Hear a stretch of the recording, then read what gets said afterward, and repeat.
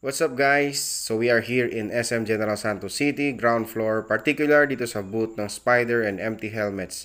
Ito ang Jarama helmet, isa sa pinakabagong helmet model ng MT Helmets. Fresh at bagong labas sa market. Retro helmet ang model na ito guys at sigurado namang mapapalingon ka talaga kapag nakita mo itong helmet na to.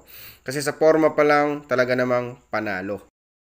Jarama helmet ay isa sa pinakaunang helmet model ng MT na lumabas no 50 years ago. Imagine mo yon. Kaya inspired by classic design ng helmet na to. And guys, gusto ko lang isingit, sobrang ganda ng inner lining ng helmet na to.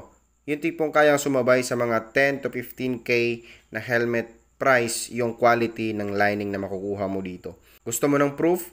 Check nyo na lang sa mga stores nila. Gusto ko tong helmet na to, gusto ko ring i-review at ipakita sa inyo kung gaano kaganda itong helmet na to, pero as of this moment, wala pa tayong budget. So next time na lang siguro